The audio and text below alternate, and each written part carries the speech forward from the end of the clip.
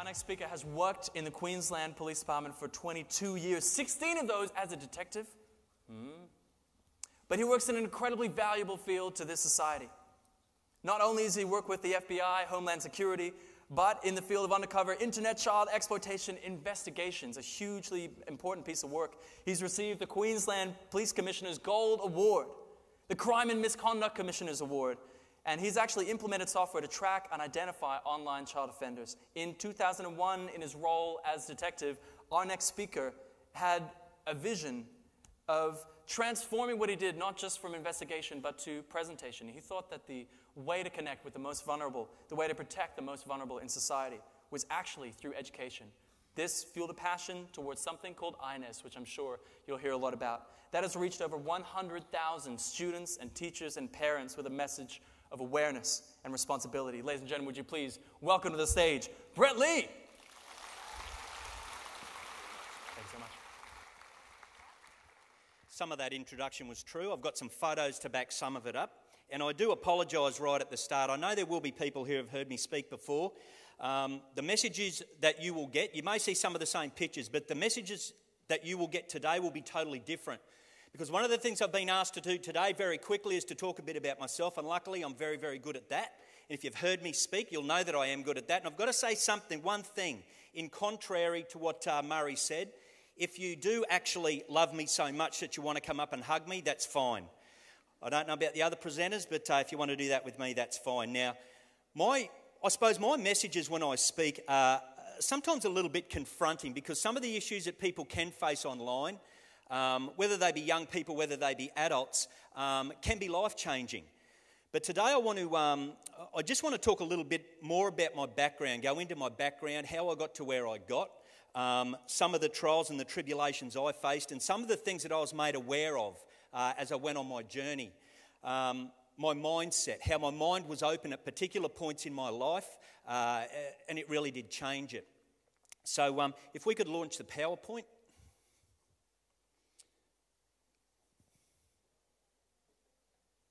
What I'm going to talk today about, really, it's going to come down, I'm going to sum it up at the end, about online leadership.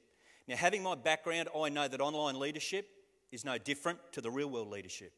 Because if there was one thing that I wanted you to consider and take away at the end of my presentation is this, and this makes it really easy for everybody, whether we're a child, a teenager, or an adult, it's that when I'm operating on the internet, I'm not in a different world. I'm in exactly the same world as my physical world. I'm just communicating with the same people in a different way. And I will mention this at the end, and this is what I want to say right from the beginning, that if you can be the same person, a true reflection online as to who you are in the real world, you will be considered as a leader. Because you're sitting here today because your school has identified that you have leadership qualities. All of us have those leadership qualities inside. It's about understanding that we need to be that reflection on the internet as well. And when we can do that, we'll have a true understanding of what it means to be part of a cyber world. Because yes, it will offer us so much. There will be great things. It will open up doors for us. And that will probably be about 99% of our experience. But we also have to be aware of that other 1%. That the same ways that we protect ourselves, we protect our friends, we are leaders in our society, we have to reflect that on the internet. And if you can do that online, you will be rewarded as much online as you will be in the real world. Now, I am going to go through my background because it is quite interesting, people tell me. A lot of it I just fell into. It wasn't a plan, but as I came along, there were challenges. Now, it's already been mentioned that my background is not in teaching, it's in law enforcement. And that's a ridiculous photograph, I know, but it's the only photograph of me in police uniform, so I do apologise, that's why I use it. And that photograph was taken a very long time ago, so long ago that the Queensland police uniform has changed 3 times since that photo was taken. Now, for most of my service, I wasn't in uniform. That's why I've only got a few of those young photos taken about 3 years ago. For 16 years, I was a detective, and I worked predominantly in the field of child exploitation. But during my service, I can remember the very first day I started as a detective, I had no idea what I was doing. By the end of my 16 years, I'd probably arrested over 1,500 people for criminal offences. Now, for most of that time, like I said, I worked in the field of child exploitation, investigating adult people looking to seriously harm or abuse children. And what I found when I got into the police, I had all these preconceived ideas about what it meant, because I used to watch Starsky and Hutch and all those sort of top-grade police shows, and I thought that's what it was going to be about. And people say to me, hey, do you watch police or detective shows or police shows on television? I say, I can't. And I said, I don't think that they can ever make a true-to-life police series for television, and that's because if it was true to life, it'd just be someone sitting behind a computer for 8 hours typing. So a lot of times our expectations aren't what reality is. And when I got in, I learnt very quickly, so I had to learn or I would sink. So I learnt those things as I went. Now, a lot of times, I'm going to talk about my education shortly, because that's going to be another part of my presentation in a very short 15 minutes, which is probably the most important thing that you will ever possess in your life will be your education. I know, like me, you don't appreciate as much at the age you're probably at now as when you become adults. But that was my background as a detective.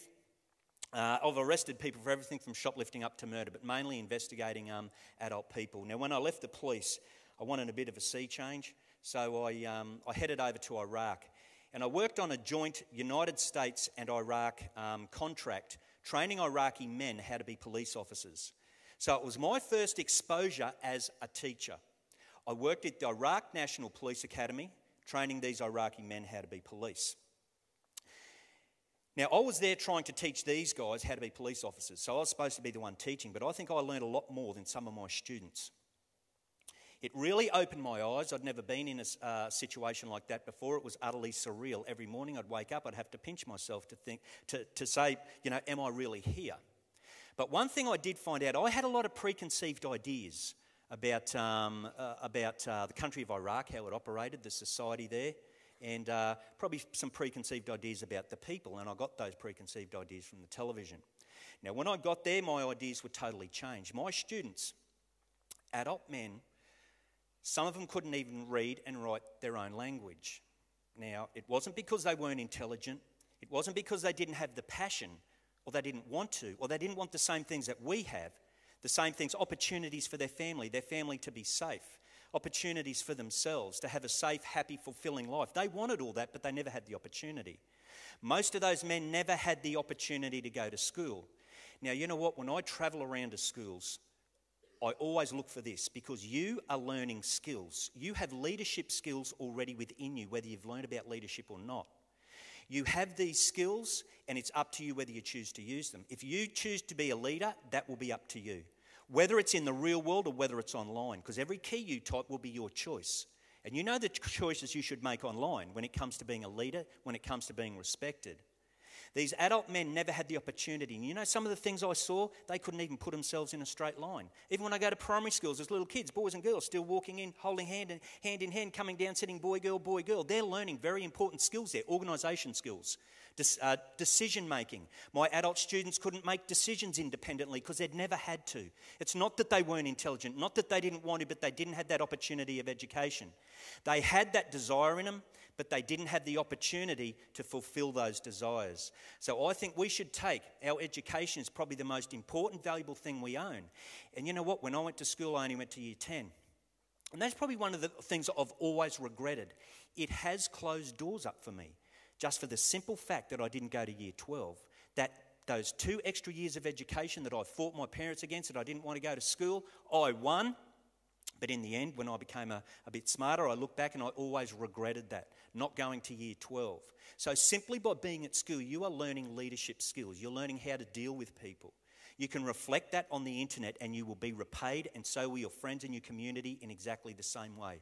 Please never treat those worlds as 2 different worlds.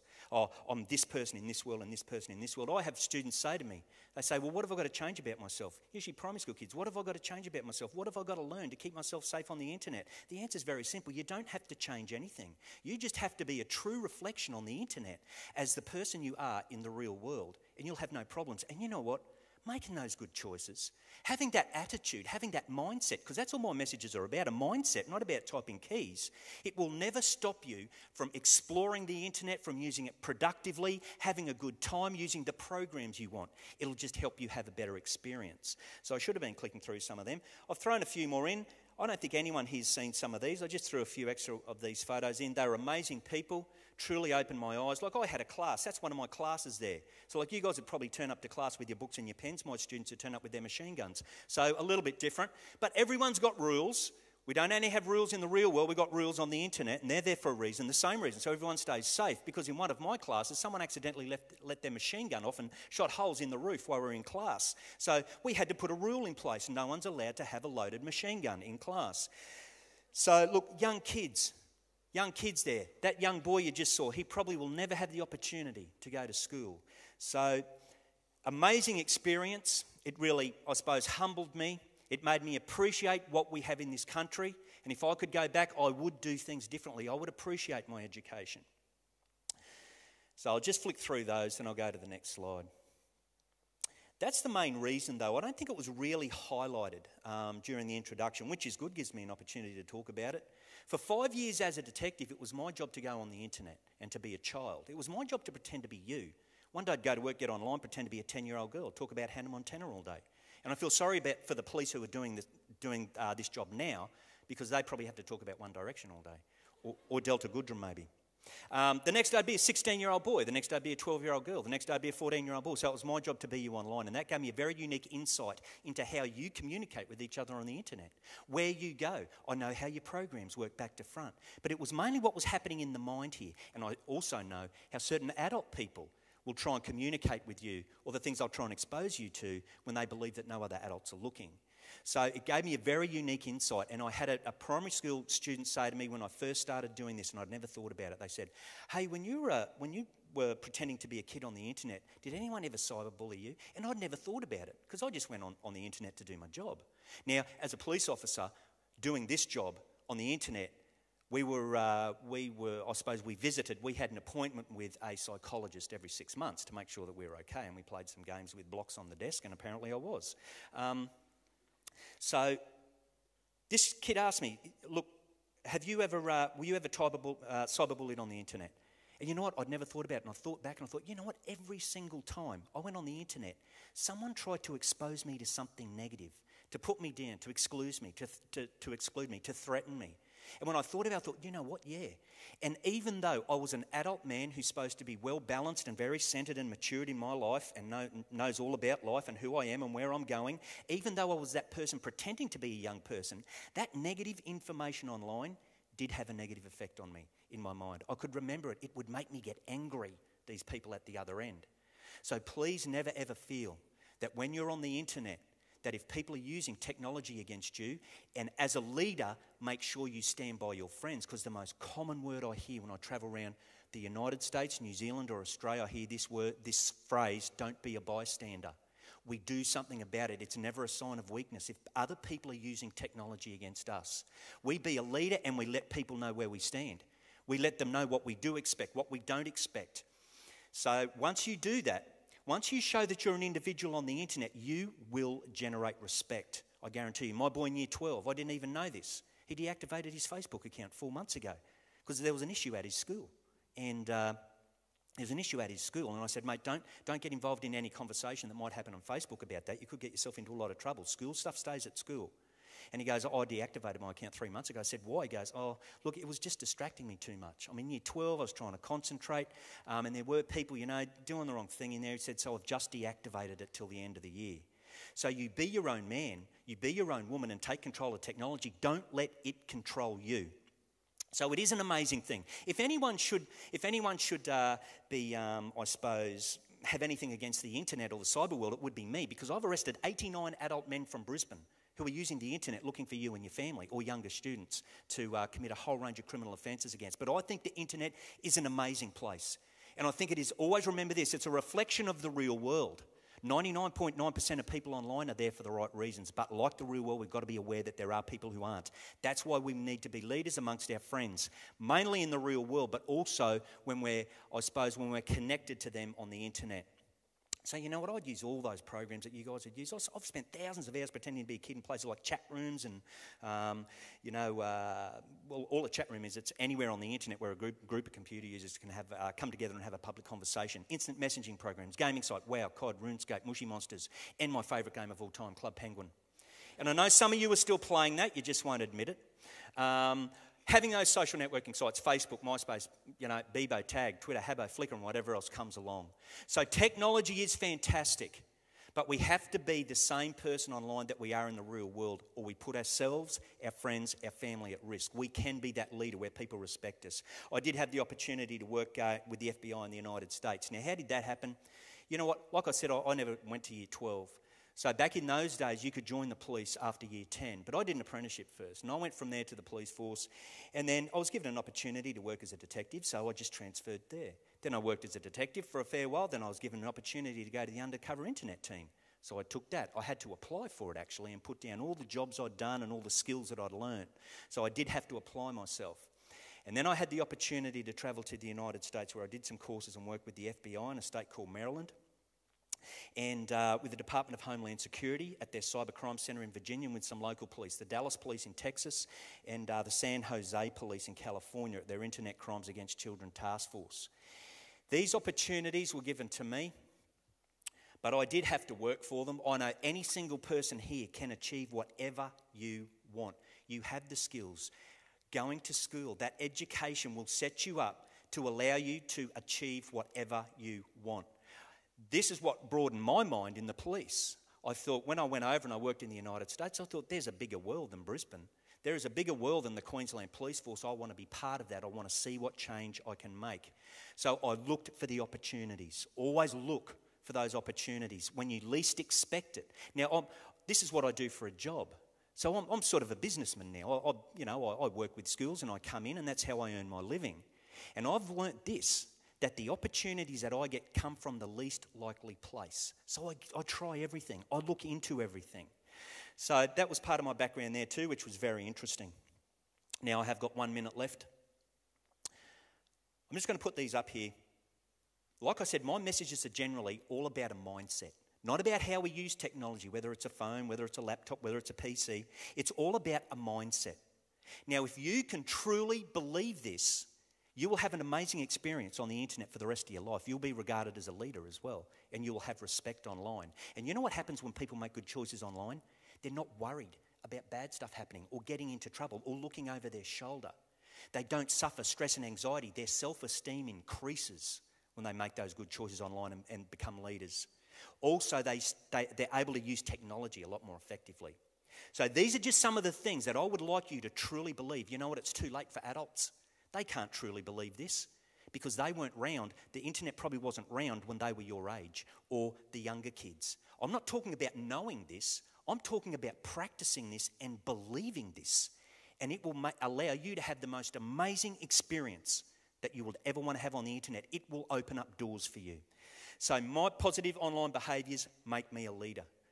You will be respected online because not many people do that. They fall into the trap of just following everyone else, making choices based on what other people are making, going against what they believe is right. You stand up for others online. Sometimes it will take one person to stand up for the others to follow. That's what being a leader is all about, having people following you because of respect. You make your own online choices. Don't follow other people. You'll be rewarded for your positive online actions. This is a new slide, so I apologise, I'm reading it on the screen in front of me. Every key you type is your choice. No one can make you type those keys. There will be no excuses. If you type keys that equal good choices, you'll be rewarded. If you type keys that probably could be looked upon as a bad choice, you put yourself in a position where you may face issues, or your friends, or your family. All I want to tell you today is the truth from my experience as a police officer and from speaking to a lot of people about this subject. You are an online reflection of who you are in the real world. So just be the same person, make the same choices. You don't have to change anything. If you don't like something, go somewhere else. So I don't like to separate this because I don't think leadership should be a leader in the physical world and online leader. If you can develop those skills and apply those skills on the internet, you will be regarded as a leader. Now, I just want to finish with a 20-second video. I hope I'm allowed to. I'm going to finish with a 20-second video. Do you know one of the most... I hope you did write those points down. If not, we'll be outside at a stand there. It's the orange and black stand, and we'll hand those points over. We've actually got some handouts there with some of these points I've been talking about. I know it's a very quick talk today. But one of the biggest problems, how most people get themselves into trouble on the internet, including adult people, is through misinterpretation. What one person means the other person, the message they mean to get, the other person doesn't interpret it the same way. Here's an example. I could go, mate, or I could go, mate. Same word. On the screen, that would look exactly the same. It's 4 letters. But when we see the social indicators, when we see someone in the real world, it changes the whole meaning of the message I want to get across. So I'm going to play through this video, and it's an example of misinterpretation. It's a clip from a show on television called Modern Family. Now, there's a guy in it. See, I knew you'd like that. There's a guy in it called Cameron, and he's got a nephew called Manny, and Manny's 11 years of age, and Manny really likes this girl from school. And she doesn't even know he exists. But he's going over to her house for a play date on the weekend.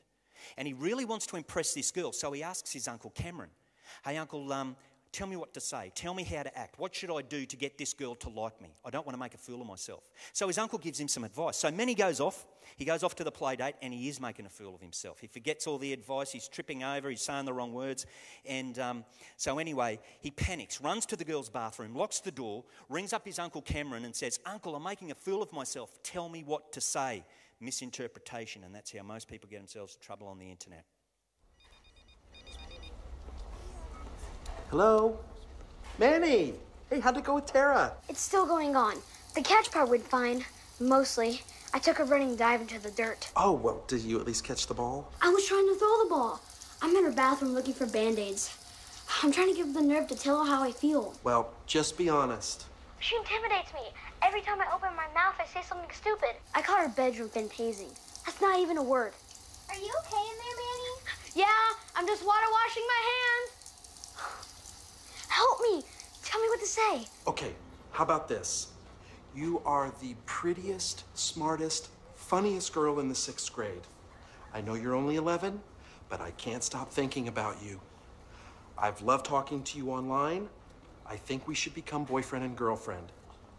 No, it's not what you think. I'm talking to a little boy. Okay, so he dug himself in the hole even deeper. Thank you very much. I'll hand back.